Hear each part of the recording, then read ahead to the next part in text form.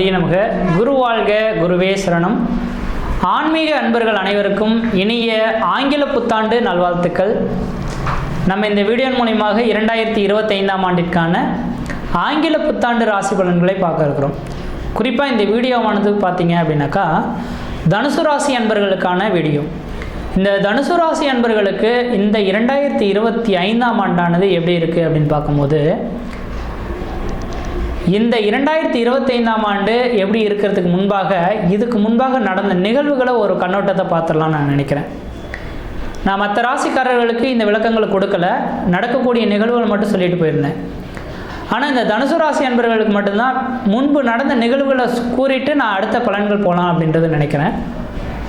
காரணம் என்ன அப்படின்னு கேட்டிங்கனாக்கா, இந்த தனுசு ராசி அன்பர்களின் வாழ்க்கையில் கடந்த ஒரு 5-6 வருட காலகட்டங்கள், ஷூராக சொல்லப்போனால் 2018ஆம் ஆண்டு குறித்து வச்சுக்கோங்க.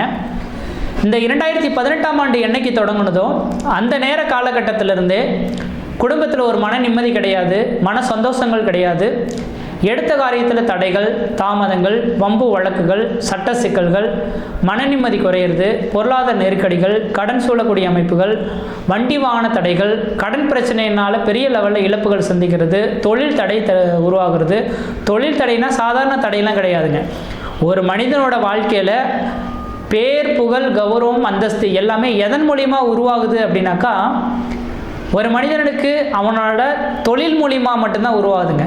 தொழில் இல்லையேல் அந்த மனிதனை இந்த உலகம் எந்த விதத்திலையும் மதிக்கப்படுறதுக்கான வாய்ப்புகள் கிடையாது. அதே அமைப்பில் பார்க்கும்போது இந்த தனுசு ராசி என்பவர்களுக்கு கடந்த ஒரு 6 வருட காலமாகவே நிரந்தரமான உத்தியோகம் இல்லை. உத்தியோகம் இல்லைன்னா என்ன நடக்குங்க? கடன் சுமைகள் அதிகரிச்சிடும். தொழில் ரீதியாக பெரிய லெவலில் பாதிப்புகளை சந்திச்சிருவீங்கன்றதுங்க. முக்கியமாக அன்றன்னைக்கு உழைச்சி சாப்பிடக்கூடிய நபர்கள் கூட தனுசு ராசி என்பவர்கள் பெரிய லெவலில் பாதிப்புகள் இருந்திருக்காது. ஆனால் சொந்த தொழில் செய்துட்டு இருந்துப்பீங்க பாருங்களேன், அந்த நபர்கள்லாம் பெரிய லெவலில் இழப்புகளை சந்தித்த நபர்களில் இந்த தனுசு ராசி என்பவர்களும் ஒருத்தர்னு சொல்லலாம். அப்போ எனக்கு தெரிஞ்ச அளவு நீங்களாம் பார்த்தீங்கன்னாக்கா கடந்த 6 வருடத்துக்கு முன்பாகவே உங்களோட சுய ஜாதகத்தெலாம் எடுத்து பார்த்துருக்கணும். எடுத்து பார்த்துருந்தீங்கன்னா பெரிய லெவலில் இழப்புகளை நீங்கள் சந்திச்சிட மாட்டீங்க. இல்லையேல் கடந்த 6 வருட காலகட்டத்தில் சொல்லனா துயரங்களும் இழப்புகள் மட்டுமே சந்திக்கணுன்ற விதிங்க. அப்படிப்பட்ட இழப்புகளை கடந்த 6 வருட காலமாக நீங்கள் அனுபவிச்சிருக்கீங்கன்னு தான் சொல்லணும். ஆனால் எதுக்காக இந்த விதிகள் சொல்ல விரும்புகிறேனாக்கா, இந்த இழப்புகள் எல்லாமே மீண்டு வந்துட்டீங்கன்றதை தெளிவுபடுத்த விரும்புகிறேங்க. இந்த நேர காலகட்ட வரலுமே எனக்கு தெரிஞ்ச அளவு தனுசு ராசி என்பவர்கள் குடும்பத்தில் பல்வேறுபட்ட கஷ்டங்கள், முக்கியமாக பொருளாதார ரீதியாகவும் குடும்ப ரீதியாகவும் மன ரீதியாகவும் கடன் சுமைகளை அனுபவிச்சுட்ருக்கின்றதான் விதி. ஆனால் இந்த வருட காலகட்டங்கள் 2025ஆம் ஆண்டு மே மாதம் 14ஆம் தேதிக்கு பின்னர் இந்த தனுசு ராசி என்பவர்கள் மிகப்பெரிய ஒரு உச்சத்தை தொட போகிறீங்க.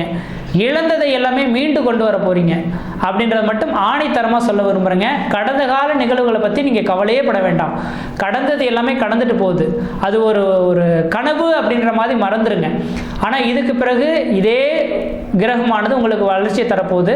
ஏன் சார் கடந்த கால நிகழ்வுகளில் இது மாதிரி பிரச்சனைகள் வந்ததுனாக்கா, 7 சனியோட தாக்கங்கள் அப்படின்ற விதிங்க.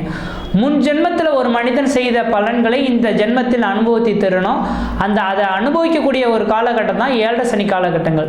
அப்போ 7 சனி காலகட்டத்தினால தான் கடந்த கால நிகழ்வுகளில் பல்வேறுபட்ட கஷ்டங்களை சந்திச்சிங்க. அப்போ 7 சனியின் தாக்கங்களும் விலகி போயிடுச்சு அப்படின்ற விதிங்க.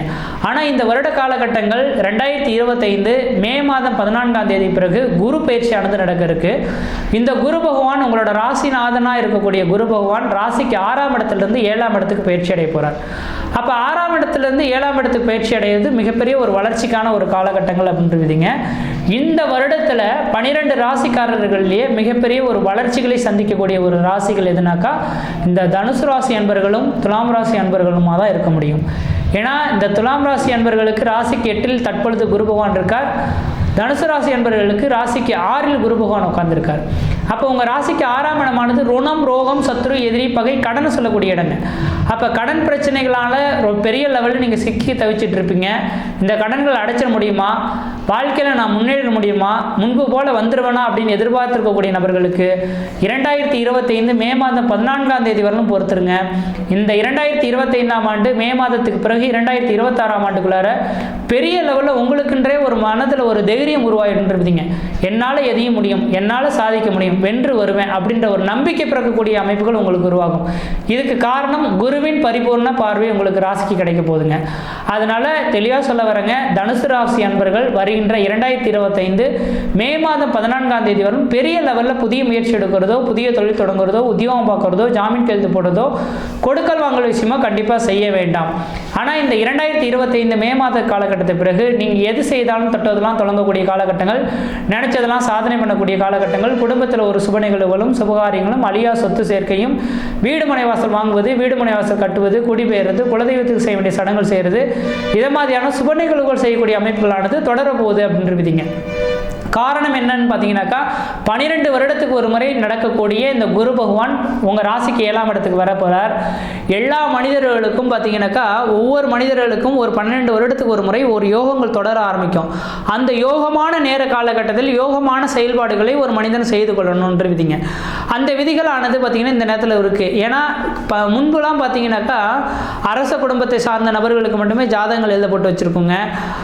இந்த மாதிரி ஒரு அல்லது மூத்த பிள்ளைகளுக்கு மட்டும் ஜாதகம் வச்சுருப்பாங்க, மற்றவங்களுக்குலாம் வச்சுருக்க மாட்டாங்க. எதன் அடிப்படையில் அவங்களுக்குலாம் திருமணம் நடைபெற்றதுனாக்கா அந்த குழந்தை பிறந்துருச்சு, அன்னைக்கு என்ன குழந்தை பிறக்கும் போது என்ன நட்சத்திரம் மட்டும் குறித்து வச்சுக்குவாங்க. அந்த நட்சத்திரத்துக்கு 7வது ராசியில் எங்கே குரு பகவான் வராரோ அந்த நேரத்தில் தான் அவங்களுக்கு திருமணம் பண்ணி வைப்பாங்க. அப்போ திருமணம் பண்ணி வச்சதுனால பிரிவுகள் இல்லாமல் வாழ்ந்தாங்க. இப்போ தான் நம்ம நினச்சிக்கிறோம் சார் பல்வேறுபட்ட பிரிவுகள்லாம் இருக்கே சார். இப்போல்லாம் மேக்ஸிமம் பார்த்தீங்கன்னா திருமணம் அப்படின்னாக்கா ஒரு 2-3 மாத காலம் தான் இருக்குங்க. அதுக்கப்புறம் கோர்ட்டு கேஸுக்கு போயிடுது பார்க்க முடியுது. ஏன் சார் இப்போ அந்த நாட்கள் ஜாதகமே பார்க்கப்படாத ஒரு காலகட்டத்தில் கணவன் மனைவியோடு சேர்ந்து பல்லாண்டு காலம் வாழ்ந்தாங்க. ஆனால் ஜாதகன்றது தொட்டு தொட்டு வாழ்கிறோம். ஆனால் எதுவுமே ஒன்றும் நடைபெற மாட்டேங்குதே, பிரிவுகளாக இருக்குன்னாக்கா இதுதான் காரணம்ன்ற விதிங்க. அப்போ என்ன செய்யணும், ஒவ்வொரு மனிதனும் தன்னோட ராசிக்கு 7ஆம் இடத்தில் குரு வரக்கூடிய காலகட்டங்களில் 12 வருடத்துக்கு ஒரு முறை நடக்கும். இப்போ இந்த விதிகள் உங்களுக்கு நடந்துட்டு இருக்கு. அப்போ வருகின்ற மே மாதம் 15ஆம் தேதிக்கு, மே மாதம் 14ஆம் தேதிக்கு பிறகு இந்த விதிகளானது நடக்க இருக்கு. அப்போ நீங்கள் என்ன செய்யணும்னாக்கா இதுக்கு பிறகு திருமணம் நடக்காத நபர்கள் யாராக இருந்தாலும் திருமண வாய்ப்புகள் நீங்கள் ஏற்படுத்தி கொள்ளுங்க. அப்போ திருமண வாய்ப்புகளை ஏற்படுத்தி கொண்டுட்டீங்க அப்படின்னாக்கா உங்களுக்கு ஏற்படக்கூடிய பிரச்சனைகள் எல்லாமே தீர்ந்துடும். ஒருவேளை உங்கள் சுய ஜாதத்திலேயே தார தோஷம், மாங்கலி தோஷம், புத்திர தோஷம், எந்த தோஷம் வேணாலும் இருந்துட்டு போகுதுங்க. ஆனால் இந்த 2025 மே மாதத்துலேருந்து 2026 மே மாதத்துக்குள்ளே திருமணம் பண்ணால் கணவன் மனை உறவுகள் பிரிவு இல்லாமலும் பிரச்சனைகள் இல்லாமலும் நீண்ட ஆயுளோடையும் நிறைந்த செல்வத்திலையும் குழந்தைகள் பெற்று பல்லாண்டு காலம் வாழக்கூடிய அமைப்புகள் உருவாகும். இந்த தோஷம் இந்த குரு பகவானால் நிவர்த்தி அடையப்படும்ன்றது ஒரு விதிங்க.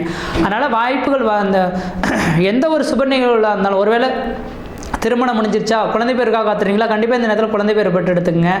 அதே போல் குலதெய்வத்துக்கு செய்ய வேண்டிய சடங்குகள் செய்யணுமா, கண்டிப்பாக இந்த நேரத்தில் செய்துங்க. அது ஒரு வளர்ச்சிகளாக இருக்கும்.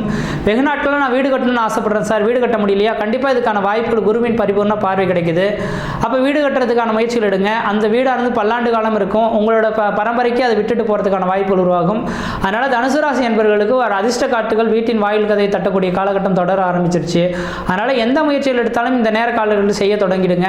எதிர்பார்த்த விஷயங்கள் எல்லாமே உங்களுக்கு கண்முன்னே நடக்கிறதுக்கான வாய்ப்புகள் உருவாகுன்றீங்க. அதே வேளையில் இந்த வருடத்தில் பார்த்தீங்கன்னா சனி பயிற்சி நடக்க இருக்கு. 3ஆம் இடத்தில் இருக்கக்கூடிய சனி பகவான் 4ஆம் இடத்துக்கு செல்ல இருக்கிறார். யாராவது உங்களை வந்து குழப்பி விடலாம், சார் 3ஆம் இடத்துலேயே 3ஆம் இடத்துல இருக்கக்கூடிய நேரத்திலேயே இன்னும் பிரச்சனைகள் நீங்களே 4ஆம் இடத்துக்கு போனால் அர்த்தாசிரம சனின்னு சொல்கிறாங்களே, ஏதாவது பாதிப்பு வரும்னு சொல்கிறாங்களே, உண்மையானாக்கா கண்டிப்பாக கிடையாதுங்க. 2028ஆம் ஆண்டு வரலும் நீங்கள் வந்து ராஜா அப்படின்றத எடுத்துங்க. 2028ஆம் ஆண்டு வரலும் தனுசு ராசி என்பவர்கள் பெரிய லெவலில் இழப்புகள் கிடையாது, வளர்ச்சி நோக்கிய பயணங்கள் இட்டுவீங்க. இனிமேல் குடும்பத்தில் கஷ்ட நஷ்டங்களோ வம்பு வழக்குகளோ எதுவும் கிடையாது. எத்தனை கோடி ரூபா கடன் இருந்தாலும் 2028ஆம் ஆண்டுக்குள்ளார நீங்கள் கட்டி முடிக்கிறதுக்கான வாய்ப்பு உண்டு. சொந்த தொழில் செய்யக்கூடிய நபர்களுக்கு இந்த நேரத்தில் சொந்த தொழில் கொடி கட்டி பரப்பிங்க. இனிமேல் சொந்த தொழிலாம் எதுவும் பிரச்சனைகள் வராது. அதே வேளையில் ஒரே ஒரு வார்த்தை மட்டும் சொல்ல வராங்க, உங்களோட சுயஜாதத்தை மட்டும் தெளிவாக உங்களோட குடும்ப ஜோதிடரை போய் கொடுத்துட்டு ஏற்கனவே இல்லாமல் எழுந்துட்டோம் சார், இதுக்கு பிறகு அது ஏதாவது இழக்கிறதுக்கான விதிகள் இல்லாமல் இதுக்கு பிறகு நலமாக இருப்போனாக்கா உங்களோட சுய ஜாதகத்தை மட்டும் எடுத்து ஒரு ஜோதிடரை கொடுத்து பார்த்துட்டு ஒவ்வொரு வருடமும் ஆண்டின் தொடக்கத்தில் இந்த மாதிரி எடுத்து பார்த்துட்டிங்கனாக்கா பிரச்சனைகள் இல்லாத வாழ்க்கை வாழ்வீங்க. ஒரு வேளை பிரச்சனைகள் இருந்தாலும் அந்த பிரச்சனைகளுக்கு தகுந்த மாதிரியான பரிகாரங்கள் கோயில் வளத்தை செய்யறதுனால இந்த தோஷங்கள் ஏற்படாதுன்றீங்க.